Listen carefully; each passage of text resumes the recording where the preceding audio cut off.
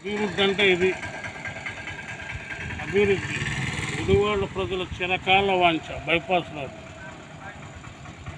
ఇదంతా ఎవరి చలవా? చంద్రబాబు నాయుడు గారి ఆదేశం. చంద్రబాబు నాయుడు గారి ఆదేశాల ప్రకారం వెనిగండ్ల రాము గారి సహకారంతో పరిపూర్ణంగా రోడ్డు పూర్తి అయిపోయింది, బైపాస్ రోడ్డు. చూసి నేర్చుకోండి అయ్యా. పదవులు శాశ్వతం కాదు.